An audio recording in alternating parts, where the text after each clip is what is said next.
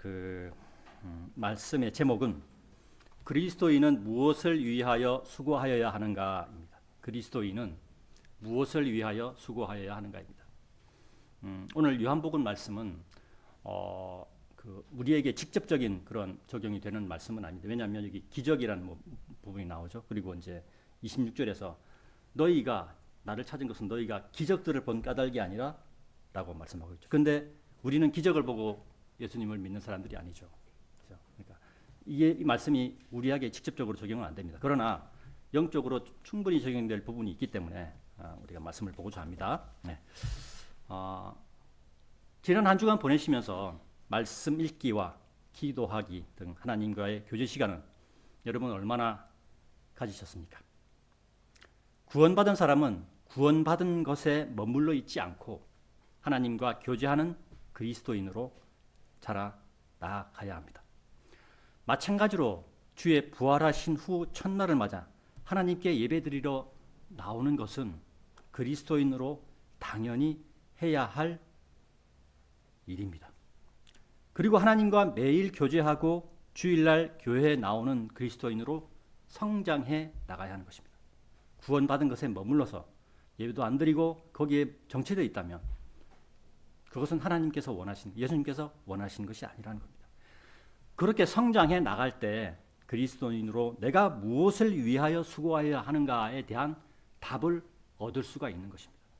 여러분들이 일주일에 단 한 번 예배에 참석하시고 집으로 돌아간 후 일주일이 지나서 다시 교회로 나오기까지의 시간에서 하나님과의 교제의 시간을 갖지 않고 교회 예배에만 참석하신다면 물론 예배 참석하지 않는 분들보다는 훨씬 좋습니다. 그러나 거기에만 예배 참석에만 딱 머물러 있으면 여러분의 믿음, 여러분의 신앙은 성장하지 못하고 거기에 멈추게 될 것입니다.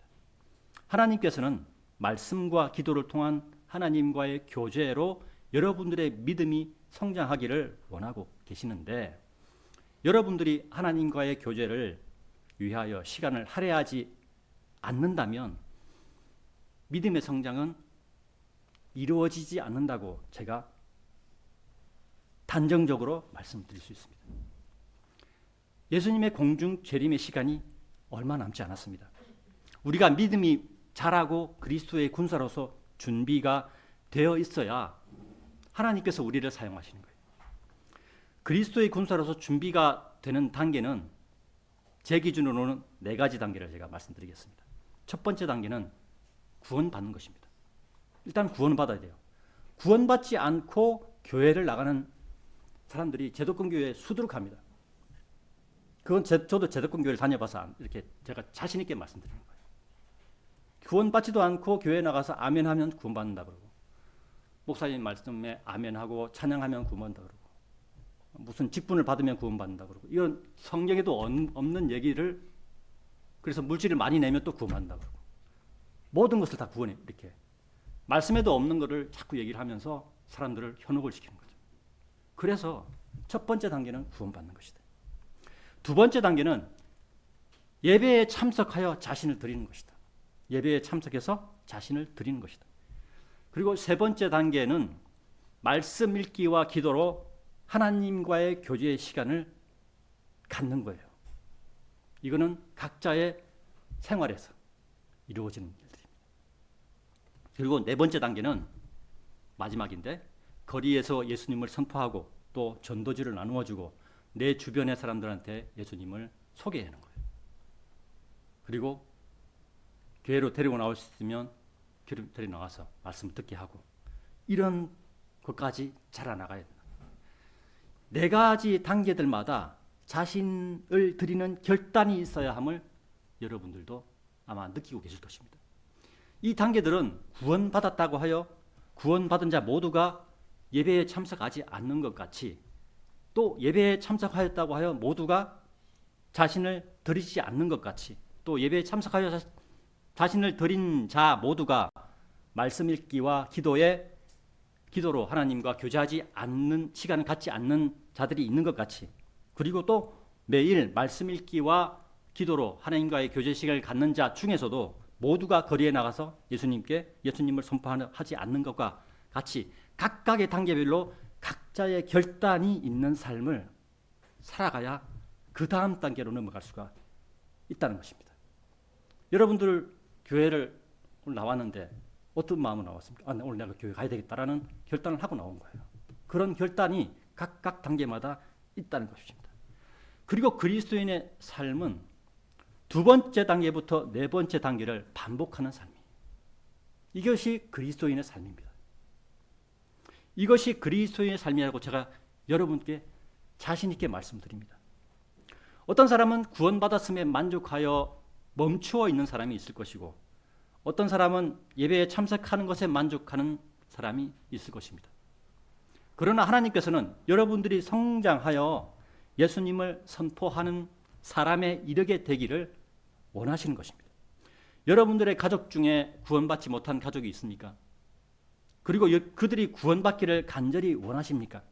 그렇다면 두 번째 단계부터 네 번째 단계를 자신의 것으로 만드십시오.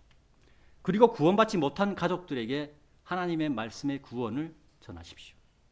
하나님께서 여러분들의 입을 통하여 구원받지 못한 가족들의 마음을 여실 것입니다. 천안생명 침례교회 성도 여러분, 여러분들은 첫 번째 조건은 이미 이루어졌죠. 두 번째 조건은 이미 잘하고 계십니다. 세 번째와 네 번째 조건만 충족하시면 여러분들은 그리스도의 군사로서의 역할을 충분히 감당하고도 남을 것입니다. 이것이 여러분들이 하나님께 사용될 수 있도록 준비되는 과정입니다. 구원받고 예배에 참석하고 말씀 읽고 기도하는 사람을 하나님께서는 찾으십니다. 하나님께 찾으신 사람은 그 사람이에요. 하나님께서는 모든 사람을 구원받게 하기를 원하시고 또 진리의 지식에 이르기를 원하신다고 그런 말씀 우리가 잘 알고 있죠. 디모데전서 2장 4절의 말씀입니다. 천안생명 침례교회가 이러한 하나님의 마음에 합당한 교회로 우리는 발견되어야 합니다. 오늘 설교는 이러한 하나님의 마음에 합당한 그리스도인은 무엇을 위하여 수고해야 하는가에 대해서 생각해 보는 시간을 갖도록 하겠습니다. 오늘 제목 그리스도인은 무엇을 위하여 수고해야 하는가. 첫 번째, 예수님을 자신들의 배로 채우는 데 사용하는 자들에 대해서 한번 생각해 보겠습니다. 본문 26절입니다.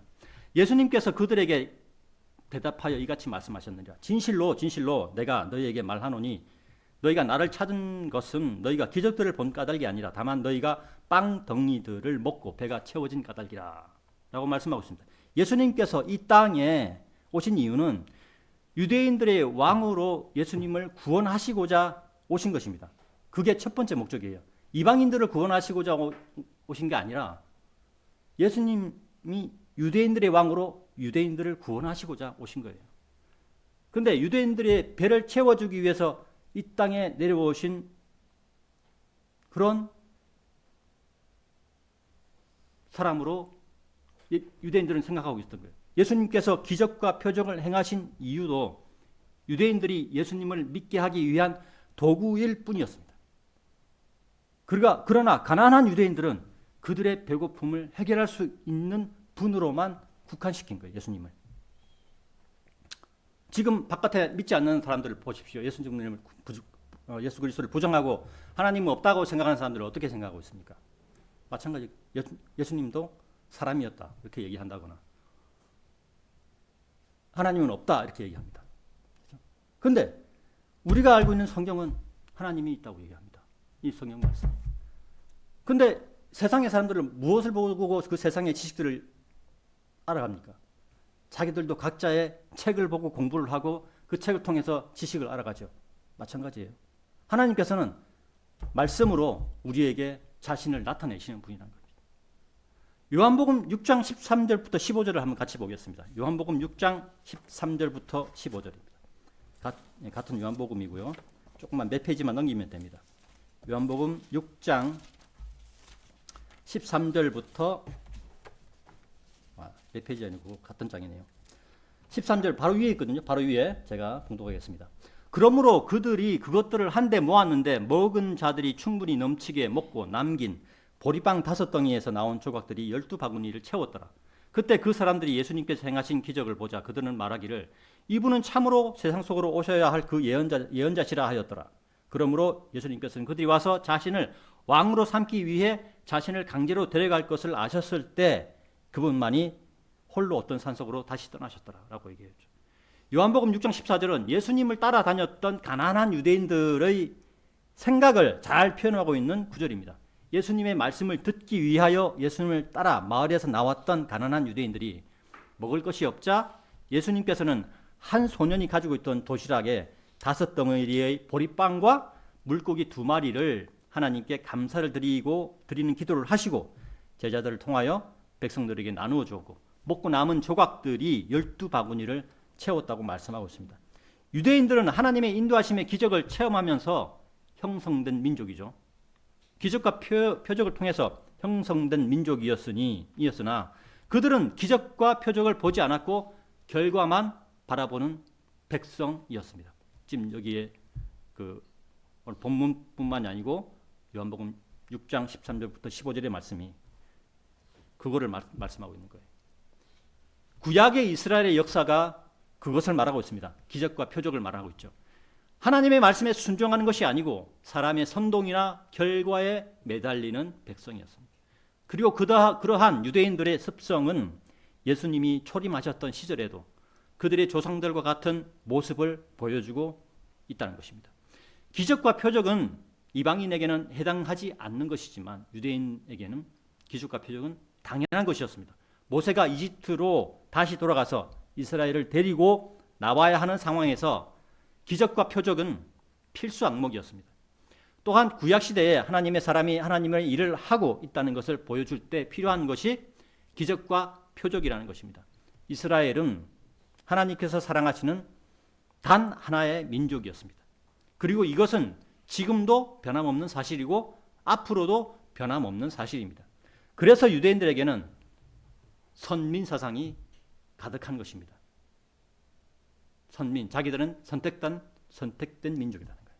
근데 그거 사실이에요. 그건 부인할 수 없는 사실입니다.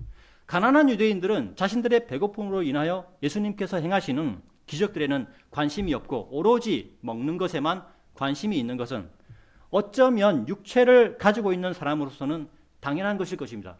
자, 여기 우리가 생각해 봅시다. 만약에 제가 아침을 안 먹었어요. 근데 점심도 어떻게 해서 못 먹었어요. 일 때문에. 근데 저녁에 그러니까 배가 너무 고픈 거예요. 이 상황이라는 거예요. 먹어야 되는데 배를 채워야 되는데 배가 너무 고픈 거예요. 그러니까 예수님께서 행하시는 기적은 눈에 안 보이고 그 빵만 보이는 거예요. 하지만 예수님께서는 가난한 유대인들에게 빵 덩어리를 보지 말고 기적들을 행하신 예수님을 보라고 요한복음 6장 26절에서 역설적으로 말씀하신 것입니다. 오늘 말씀의 본문인 요한복음 6장 26절은 이방인인 우리에게, 제가 다시 말씀드립니다. 이방인인 우리에게 해당되는 말씀이 아니며 우리는 유대인에 관한 말씀으로 이것을 이해하여야 합니다.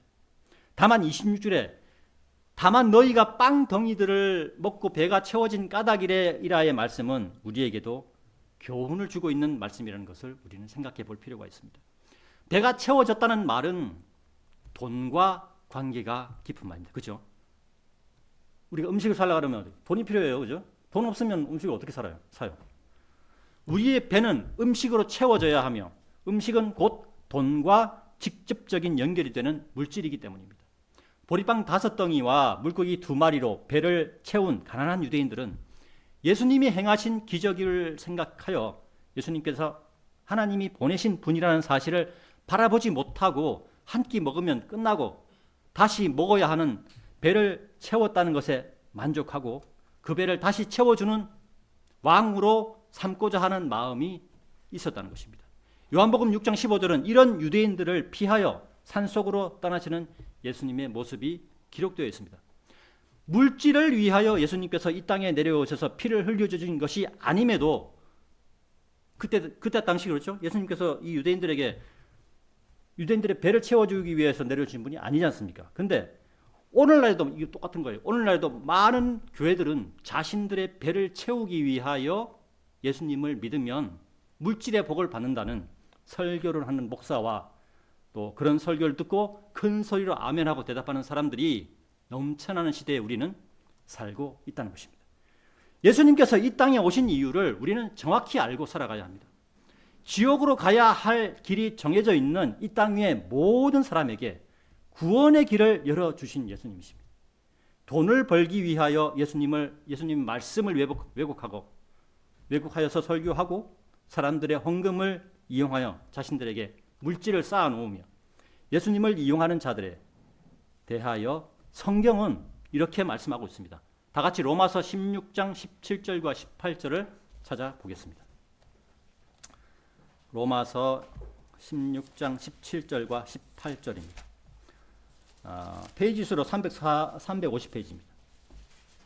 페이지 수로 350페이지. 로마서 16장 17절과 18절입니다. 찾은 줄 알고 봉독해 올리겠습니다. 형제들아, 내가 너희에게 간청하노라. 너희가 배운 교리를 반대하여 분열들과 실족할 거리들을 이야기하는 자들을 유의하고 그들을 피하라. 이는 그러한 자들은 우리 주 예수 그리스도를 섬기는 것이 아니요 다만 그들 자신의 배를 섬기는 것이기 때문이라 라고 하겠죠. 여기서 배라는 말은 뭡니까? 배를 채운다는 거예요. 음식을 채우. 그러면 배가 뭐가 들어갑니까? 음식이 들어가죠. 음식은 아까 제가 뭐라고 직접적인 연관이 있다고 말씀드렸습니까? 돈이죠, 돈. 돈을 섬기는 것이기 때문이라고. 그리고 좋은 말들과 그럴듯한 언변들로 순진한 자들의 마음을 속였느니라 라고 말씀하고 있습니다. 예수님을 따르는 예수님을 자신들의 배를 채우는 데 이용하는 자들은 자신들도 구원받지 않았으며 또한 자신들을 따르는 사람들도 구원받지 못하게 하는 자들입니다. 말씀이 정확하게 들어가서 그 말씀대로 해야만 구원받을 수가 있는데 그 말씀을 전하지 않고 엉뚱한 말을 전하는 거예요. 그러니 본인도 구원받지 못했고 그 말씀을 듣고 있는 사람도 구원받지 못하게 되는 것입니다. 결국 맹인이 맹인을 인도하는 거예요. 그죠? 맹인이 길을 가면 어떻게 됩니까? 인도할 사람이 없으면 맹인이 맹인을 인도하면 다 같이 빠져 들어가는 거예요. 뭐 이렇게 길 가다 보면 이렇게 움푹 패인 것도 있을 테고 또 이렇게 한번 빠지면 못 나오는 것도 있을 겁니다. 그죠? 또 맨홀 같은데 뚜껑이 잘못 열려가지고 그거 안 보고 들어갔다가 빠지는 사람도 간혹 종종 있습니다. 그와 같은 것이라는 것입니다. 오늘 말씀의 제목 그리스도인은 무엇을 위하여 수고해야 하는가에 대하여 두 번째 썩어 없어지는 일들에 대해서 생각해 보겠습니다. 본문 27절의 앞부분입니다. 썩어 없어지는 음식을 위하여 수고하지 말고 라고 말하고 있죠. 여기서 음식은 일이라고 생각합니다. 일. 27절에서 음식이라고 말씀하신 이유는 앞 구절에서 예수님께서 먹는 것과 관련하여 말씀하신 것에 이어서 말씀하시는 것으로 음식에 비유하여 말씀하신 거예요.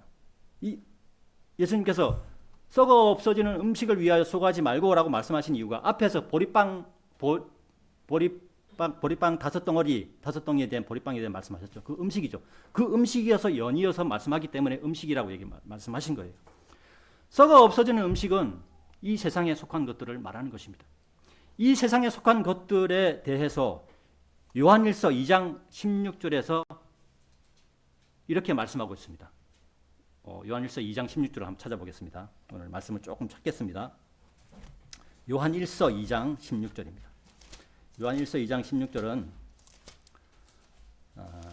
페이지 수로 504페이지입니다. 504페이지. 504페이지. 네. 자, 요한일서 2장 16절과 17절을 같이 보겠습니다. 자, 제가 봉독하겠습니다. 이 세상에 속해 있는 모든 것이 육신의 정욕이요 안목의 정욕이요 인생의 자랑이니 아버지께 속한 것이 아니요 세상에 속한 것이기 때문이라. 17절입니다. 그런즉 세상과 세상의 정욕이 사라져 버리느니라. 그러나 하나님의 뜻을 행하는 자는 영원토록 거하느니라 라고 말씀하고 있죠. 자, 16절에서 뭐라고 말씀하십니까? 이 세상에 속한 모든 것이 육신의 정욕이요 안목의 정욕이요 인생의 자랑이라고 얘기하고 있습니다. 또한 이것은 아버지께 하나님께 속한 것이 아니요 이 세상에 속한 것이라고 말하고 있습니다. 육신의 정욕과 안목의 정욕과 인생의 자랑에 대한 구체적인 말씀은 우리가 마태복음 4장 한번 찾아보겠습니다. 마태복음 넘어갈게요. 마태복음 4장 페이지 수로 5페이지입니다. 신약성경 5페이지. 마태복음 4장 3절부터 10절을 제가 봉독하겠습니다. 자, 마태복음 4장 3절부터 10절입니다. 자, 그리고 그 시험하는 자가 그분께 나왔을 때 그가 말하기를 만일 네가 하나님의 아들이면 이 돌들이 빵이 되도록 명령해 보라 하였더라. 그러나 그분께서 대답하여 이같이 말씀하셨느니라. 기록되기를 사람이 빵으로만 살 것이 아니요 다만 하나님의 입에서 나오는 각각의 모든 말씀으로 살 것이라 하였노라. 그때 마귀가 그 거룩한 도성으로 그분을 데리고 올라가서 성전의 높이 솟은 부분 위에 그분을 세워두고 그분께 말하기를 만일 네가 하나님의 아들이면 스스로 뛰어내려보라. 이는 기록되기를 그분께서 자신의 천사들에게 너에 관한 명령을 내리시리니 그리하면 그들이 자신들의 손으로 너를 떠받쳐서 어느 때라도 네가 너의 발을 돌에 부딪히는 일이 없게 하시리라 하였기 때문이라. 7절입니다. 예수님께서 그에게 말씀하셨으니 또 기록되기를 너는 주 너의 하나님을 시험하지 말지니라 하였도다 하셨느니라. 또다시 마귀가 그분을 지극히 높은 산속으로 데리고 올라가서 세상의 모든 왕국들과 그것들의 영광을 그분께 보여주었더라. 그러고 나서 그분께 말하기를 만일 네가 엎드려 내게 경배하겠다면 이 모든 것들을 내가 너에게 주겠노로 하니라. 마지막 10절입니다. 그러자 예수님께서 그에게 말씀하시기를 사탄아 여기서 너는 물러가라. 이는 기록되기를 너는 주 너의 하나님께 경배하고 오직 그분만을 네가 섬길지니라 하였기 때문이라 하시니라. 자, 우리가 좀 전에 예수님께서 시험 받은 상황을 제가 이제 읽었습니다. 봤습니다. 그리고 근데 여기 보면 그 앞에 부분, 그러니까 마태복음 4장 3절에서 4절 기록되기를 사람이 빵으로만 3절에 시험하는 자가 그분께 나와서 그가 말하기를 만일 네가 하나님의 아들이면 이 돌들이 빵이 되도록 명령해 보라. 이 말은 육신의 정욕을 얘기하는 거예요. 이 말이 육신의 정욕. 자, 배고픔이 뭐예요? 육체에 속해 있는 거죠. 그래서 배고픔은 육신의 정욕을 얘기하는 겁니다. 그리고 또 두 번째 6절입니다. 그분께 말하기를 네가 하나님의 아들이면 스스로 뛰어내려 보랴. 그것은 인생의 자랑입니다. 인생의 자랑에 대하여 6절에서 말씀하고 있는 것입니다. 그리고 마지막으로 8절에 또다시 마귀가 그분을 지극히 높은 산속으로 데리고 올라가서 세상의 모든 왕국들과 그것들의 영광을 그분께 보여주었더라. 이것은 안목의 정욕입니다. 안목, 눈으로 보는 것. 그래서 우리는 이러한 것들이 우리한테 하나님께 속한 것이 아니라 이 세상에 속해 있는 것들이라고 우리는 알고 있어야 하는 것입니다. 그리고 우리가 주목해야 할 특징이 있는데 그것은 각각의 종욕마다 마귀가 유혹한다는 점입니다. 그죠? 그 종욕을 제시하고 마귀가 유혹을 하는 거죠. 이것은 우리가 살고 있는 삶과도 같은 패턴을 보여주고 있다는 점입니다. 우리의 삶에서도 그죠? 어떤 일들이 생기면 그걸 자꾸 이렇게 유혹하는 마음을 우리한테 던져줘요. 그죠? 그래서 우리가 깊이 생각하고 마음에 담고 기억하여 마귀의 유혹에 넘어가지 않는 그러한 삶을 우리는 살아가야겠습니다. 이것이 하나님의 말씀에서 나오는 지혜라는 것입니다. 이처럼 세상에 속한 것들은 결국에는 사라져버린다고 요한일서 2장 17절에서 우리가 말씀하고 있죠. 아까 봤죠. 요한일서 2장 17절. 그죠? 그래서 따라서 우리는 예수님께서 이 세상에 오신 이유가 이 세상을 변화시키려고 오신 것이 아님을 알 수 있죠. 왜냐하면 이 세상이 사라져버린다 그랬으니까. 그죠? 그러면 이에 대해서 우리가 말씀을 한번 찾아보겠습니다. 요한복음 17장 9절입니다. 요한복음 17장 9절을 찾아보겠습니다. 요한복음 17장 9절은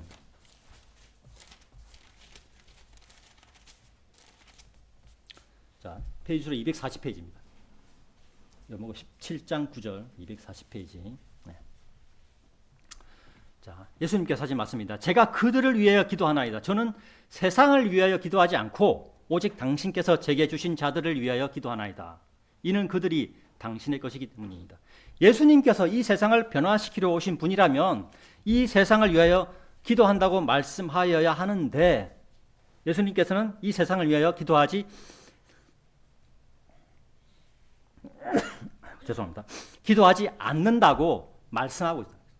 그죠? 예수님께서는 오직 당신께서 제게 주신 자들을 위하여 기도한다고 말씀하고 있습니다. 여기서 오직 당신께서 제게 주신 자들을 두 분류로 나눌 수가 있습니다. 우리가 거기 같은 장입니다. 요한복음 17장 12절입니다. 바로 밑에입니다. 12절. 제가 봉독하겠습니다. 1차적으로는 예수님의 12제자를 가리키는 말씀, 이 말씀은 요한복음 17장 12절 그 말씀이 있는데 제가 봉독하겠습니다. 제가 세상 속에서 그들과 함께 있는 동안 저는 그들을 당신의 이름으로 지켰나이다. 당신께서 제게 주신 자들을 제가 지켰으며 파멸의 아들을 제외하고는 그들 중 아무도 잃어버린 바 되지 아니하였으니 성경 기록이 성취되게 하려 함이니이다. 파멸의 아들은 예수님을 배반하고 은화 30에 예수님을 팔아버린 유다 이스카리옷을 가리키는 말씀입니다. 그죠? 그리고 두 번째 2차적으로는 이 당신께서 제게 주신 자들을 2차적으로 누구를 가리키냐면 제자들의 말을 통하여 예수님을 믿게 될 자들을 가리키는 말씀입니다. 그 다음 요한복음 17장 20절을 찾아보겠습니다. 그 다음 페이지입니다. 옆에 자 제가 봉독하겠습니다. 또한 저는 이들만을 위해서 기도하는 것이 아니니 오히려 그들의 말을 통하여 저를 믿게 될 자들을 위해서도 기도하나이다. 이게 누구죠? 우리.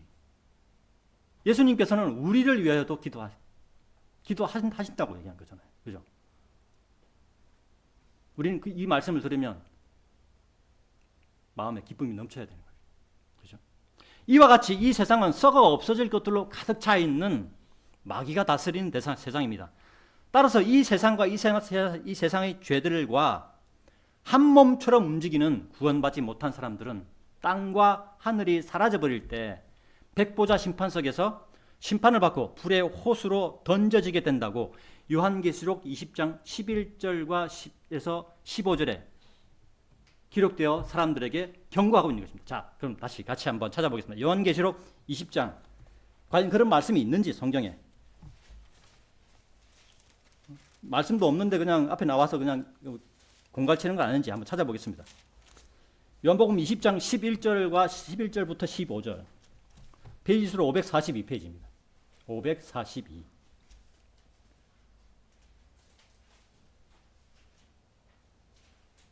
네. 자, 11절부터 제가 봉독해 올리겠습니다. 그리고 내가 거대한 백보자와 그 위에 앉으신 분을 보았는데 그분의 면전에서 땅과 하늘이 달아나 버렸더라. 그리하여 그것들을 위한 장소가 전혀 발견되지 않아요. 이 말씀 무엇입니까? 지금 현재 우리가 살고 있는 이 땅이 없어진다는 거예요. 그러고 나서 내가 죽은 자들이 작은 자, 큰 자 할 것 없이 하나님 앞에 서 있는 것을 보았는데 책들이 펼쳐졌더라. 그리고 또 다른 책이 펼쳐졌는데 그것은 생명책이라. 그리하여 죽은 자들이 자신들의 행위들에 따라 책들 안에 기록된 그것들대로 심판을 받았더라. 그 13절입니다. 그리고 바다가 그 안에 있던 죽은 자들을 내어 주었고 사망과 지옥도 그것들 안에 있던 죽은 자들을 넘겨 주었더라. 그러자 그들 각인이 자신들의 행위들에 따라 심판을 받았더라. 그리고 사망과 지옥도 불의 호수 속에 던져졌더라. 이것이 둘째 사망이라. 그리고 누구든지 생명책 안에 기록된 것이 발견되지 않는 자는 불의 호수 속에 던져졌더라. 라고 말씀하고 있죠. 여기서 생명책 안에 기록되지 않는 자는 누구를 얘기하는 겁니까? 예수 그리스도를 영접하지 않는 자. 예수 그리스도를 믿고 구원받지 않은 자. 예수님을 모르는 자. 이런 자들은 생명책 안에 기록되지 못한 자들이에요. 그리고 이들의 가야 할 곳은 어디입니까? 불의 호수예요. 그러면 사람이 현재 여기 이렇게 육체가 있는데 그 육체가 지옥으로 가는 거, 불의 호수로 가는 겁니까? 물어볼 수 있잖아요. 아니요. 사람은 누구든지 1차로 죽음이 있습니다. 육체의 죽음. 그러나 육체 속에 들어있는 혼과 영은 죽지 않습니다. 구원받았으면 혼이 생명의 부활로 생명의 부활의 몸을 입고 하늘나라로 갈 것이고 구원받지 못했으면 그러니까 생명책 안에 기록되지 않았으면 죽음의 부활로 몸이 일으켜준다는 거예요. 그래서 그 몸이 지옥으로 가서 불의 호수 속에 가서 영원토록 고통을 받는다고 하나님께서는 이 말씀을 통해서 우리한테 경고하고 있는 거예요.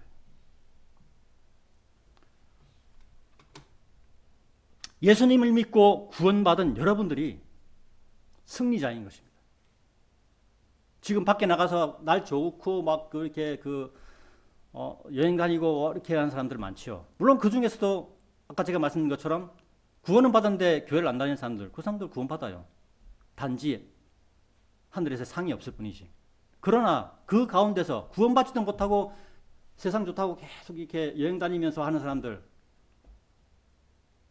결국 이렇게 된다는 거예요. 그래서 우리가 먼저 믿은 자로서 하나님의 일을 그 사람들한테 외쳐야 되는 거예요. 하나님의 말씀을 외쳐야 되는 거예요. 그것이 하나님의 일, 결론적으로 얘기하면. 중간에 제가 잠시 말씀드렸는데, 먼저 믿은 자를 통해서 하나님께서는 역사하시고 일하시기를 원하신다는 거예요. 그렇죠? 이 세상은 사라져 버릴 것에 불과합니다. 말씀에 의해서. 제 말이 아니고 하늘과 땅은 사라져 버려. 그리고 새 하늘과 새 땅이 만들어질 것입니다. 그죠?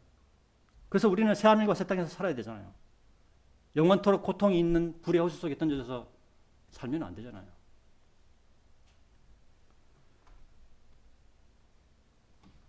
그렇기 때문에 사라져 버릴 것에 불과하기 때문에 이 세상에 속한 것들은, 그래서 오늘 본문 말씀인 요한복음 6장 27절에서 썩어 없어지는 음식을 위하여 수고하지 말고 라고 예수님께서 그런 표현을 사용한 것입니다.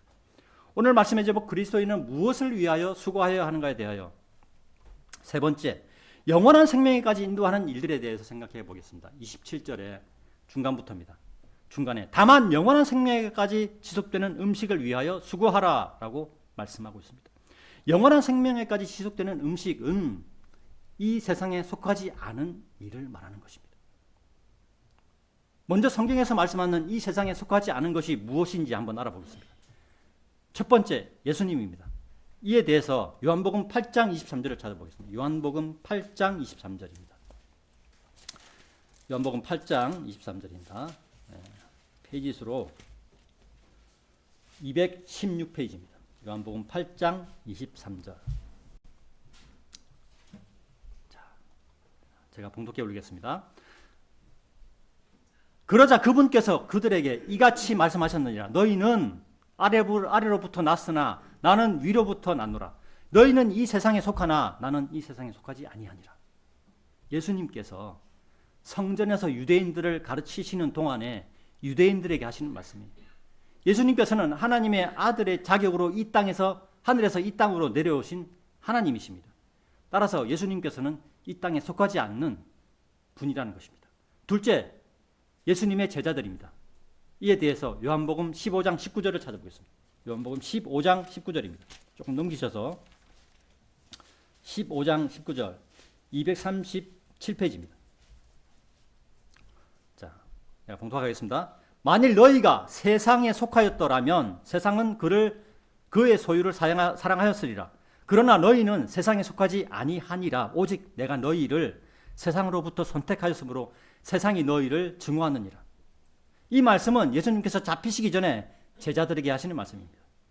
예수님의 12 제자들은 예수님께서 선택한 자들입니다. 예수님께서 그 제자들에게 너희는 세상에 속하지 아니하였다라고 말씀하고 있습니다. 그렇죠? 셋째, 예수님의 제자들을 통하여 믿게 될 그리스도인들입니다. 이것에 대해서 예수님의 제자들을 통하여 믿게 될 그리스도인들. 요한복음 17장 16절을 잡아요. 요한 17장 다음 페이지 넘겨서 17장 16절입니다. 238페이지입니다. 네. 16절부터 21절까지 제가 읽겠습니다. 잠시 후에는 너희가 나를 보지 못하리라. 17절이죠? 예, 죄송합니다. 17절 16절부터 17장 16절부터 요한복음 17장 한 장 더 넘겨야 돼요. 17장 16절 241페이지입니다. 네. 바로 제가 세상에 속하지 아니한 것 같이 그들도 세상에 속하지 아니하나이다. 당신의 진리를 통하여 그들을 성결하게 하소서. 당신의 말씀은 진리니이다. 당신께서 세상 속으로 저를 보내신 것 같이 저 또한 바로 그렇게 그들을 세상 속으로 보냈나이다. 그리고 그들을 위하여 제가 스스로를 성결하게 구별하오니 그들 또한 진리를 통하여 성결하게 구별되도록 하려 함이니이다. 또한 저는 이들만을 위해서 기도하는 것이 아니니 오히려 그들의 말을 통하여 저를 믿게 될 자들을 위해서도 기도하나이다.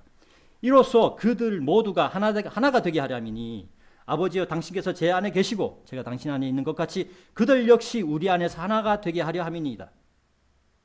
이는 세상이 당신께서 저를 보내신 것을 믿게 하려는 것입니다. 그렇죠?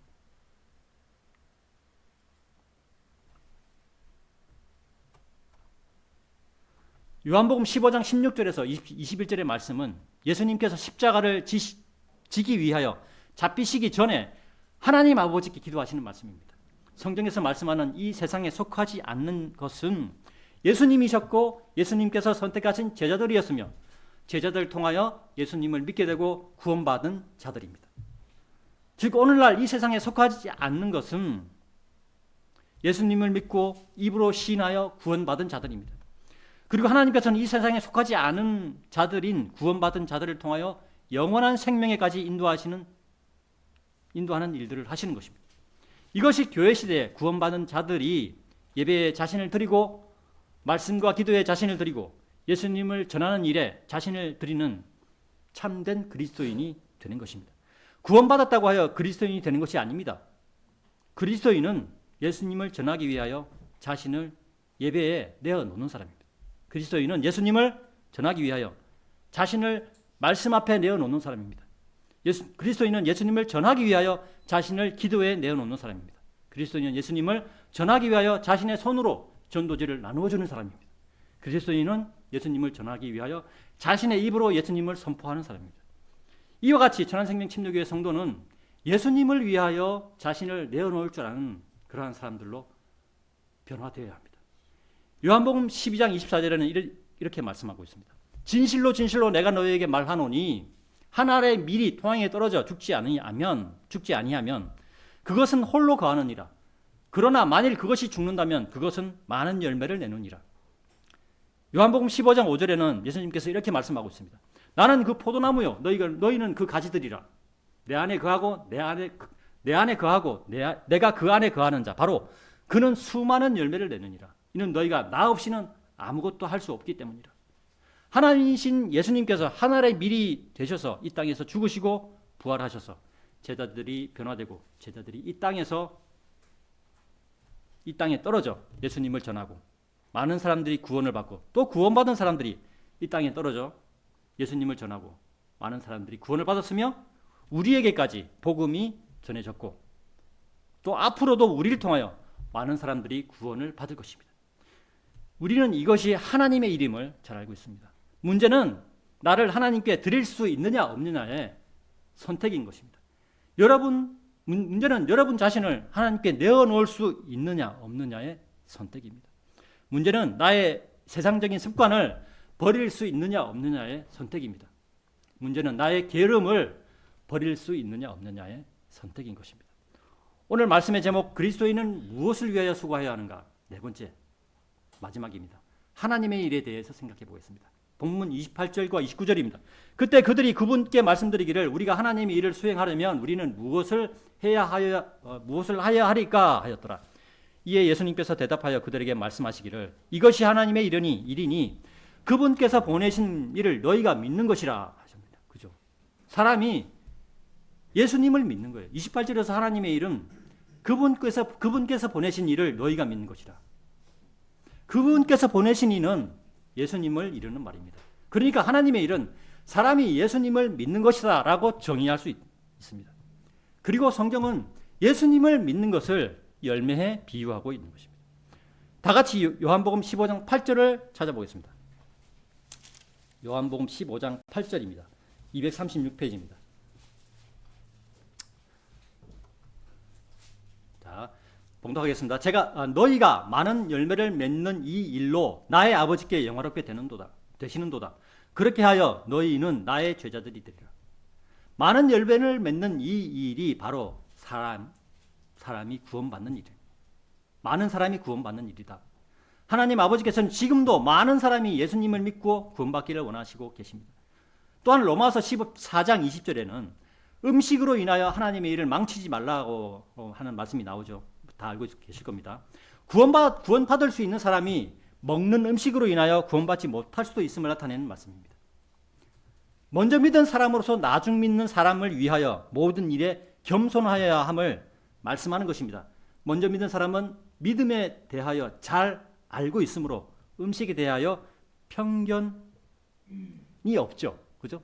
우리는 음식에 대해 편견이 없습니다.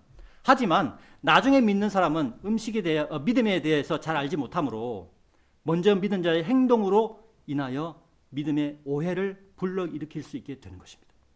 그래서 성경은 먼저 믿은 자들에게 나중 믿는 사람들을 위하여 겸손하게 행동하라고 말하는 것입니다.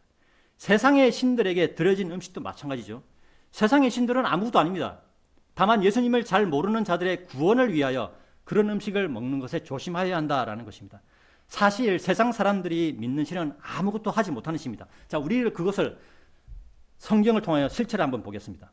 다 같이 사무엘기상 5장 찾아보겠습니다. 사무엘기 구약입니다. 사무엘기상 5장 2절입니다. 페이지 수로 535페이지입니다. 구약 535페이지. 자, 제가 봉독하겠습니다. 필리스티아인들이 하나님의 법궤를 빼앗아 갔을 때 그들이 그것을 다곤의 집안에 들였고 그것을 다곤 옆에 놓았더라. 여기서 필리스티아인들은 지금 이스라엘의 그 팔레스타인하고 전쟁을 하죠. 그 팔레스타인 그 사람들이 필리스타인 그 사람들 얘기하는 겁니다. 그리고 아슈돗에 속한 그들이 이튿날 일찍 일어났을 때 보라 다곤이 주의 법궤 앞에서 그의 얼굴을 땅에 대고 쓰러져 있었더라.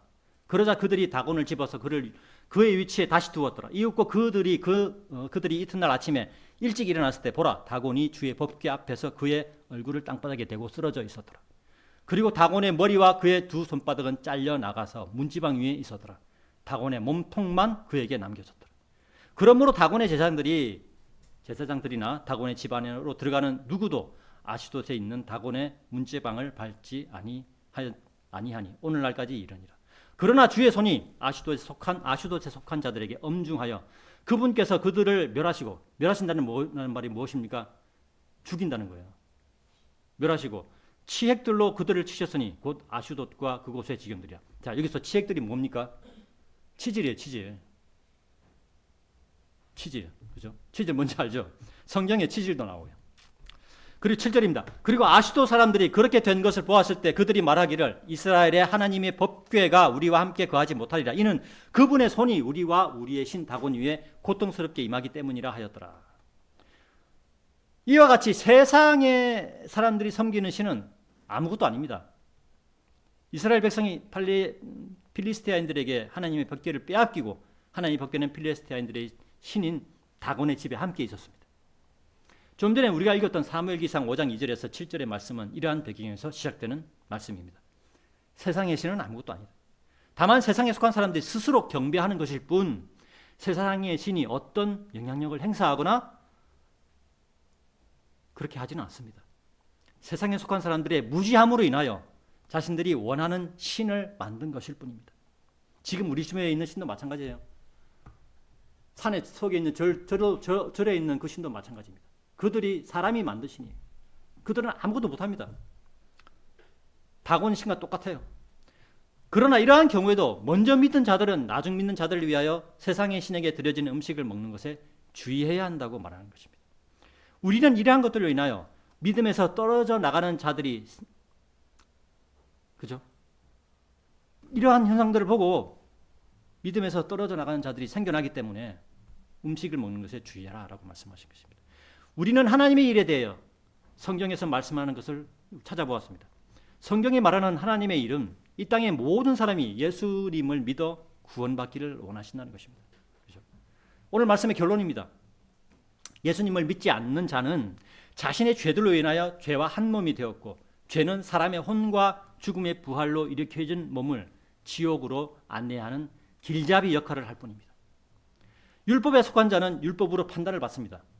평생을 살면서 율법의 모든 것을 한 번도 어기지 않아야 구원을 받을 수 있습니다. 이런 과정을 거쳐서 구원받는 사람은 성경은 없다고 말하고 있습니다.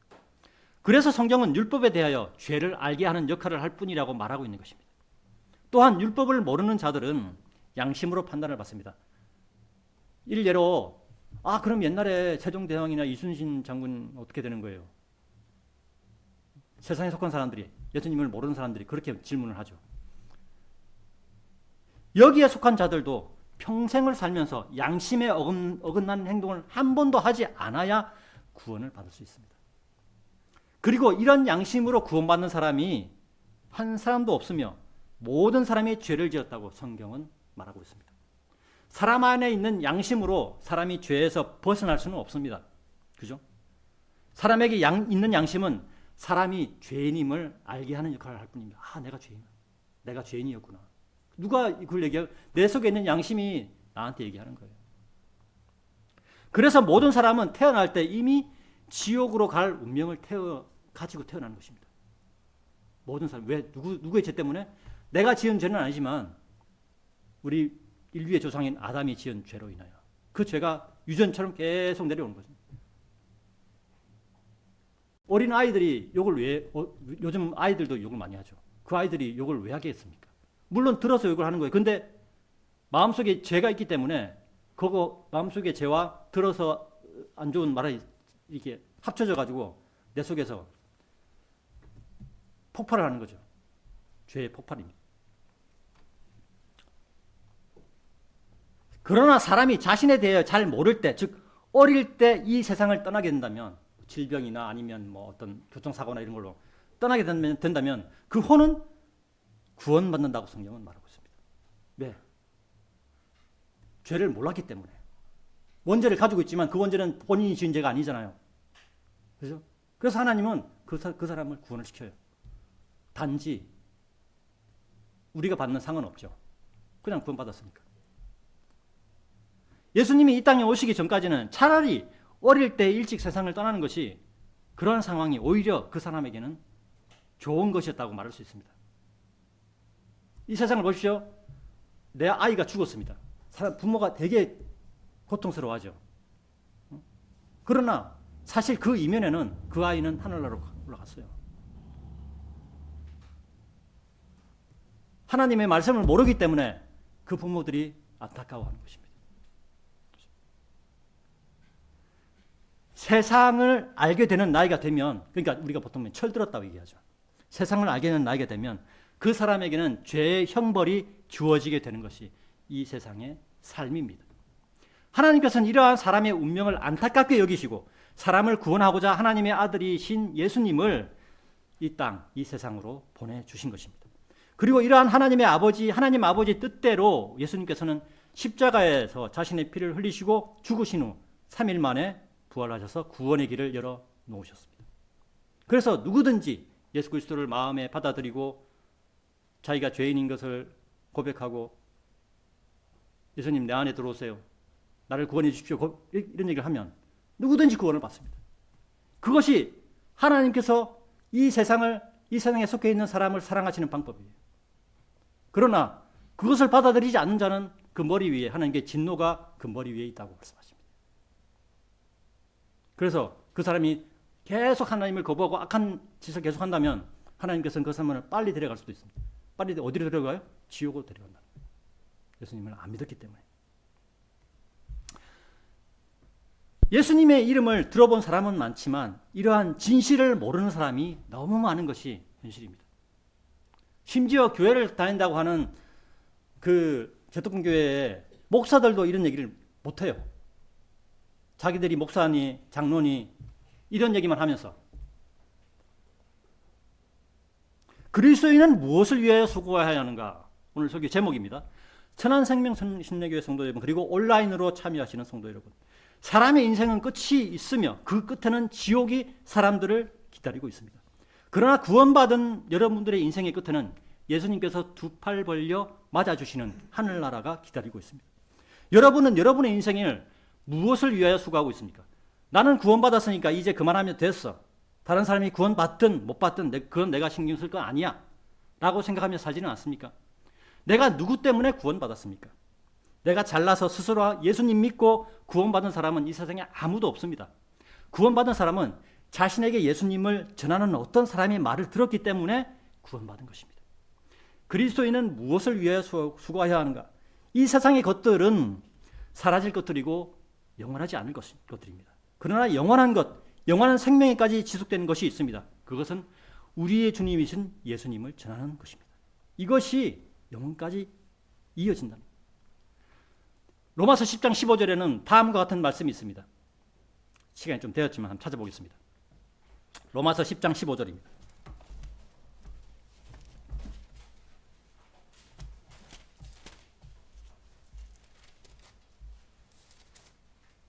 이 말씀은 하나님께서 예수 그리스도를 전하는 사람들을 이렇게 칭찬하고 있다라고 이해를 하시면 되겠습니다. 제가 봉독해 올리겠습니다. 또한 그들이 보내심을 받지 않았는데 어떻게 그들이 선포하겠느냐? 기록된 바와 같으니 화평의 복음을 선포하고 좋은 것들의 반가운 소식들을 가져오는 발은 얼마나 아름다운가 하였도다. 예수 그리스도를 전하는 사람들의 발이 아름답다고 하나님께서는 말씀하고 있는 것입니다. 우리 천안 생명침례교회는 예수님이 공중재림하시는 날까지 예수님을 선포하고 혼들을 구령하여 하나님의 일을 감당하는 교회와 성도로 계속 자라나가야 합니다. 이를 위하여 예배에 참석하여 자신을 드리고 말씀과 기도에 자신을 드리고 예수님을 전하는 일에 자신을 드리는 성도로 우리는 발전하고 성장해야 합니다. 이상으로 2025년 5월 25일 주일 오전 설교를 마치도록 하겠습니다.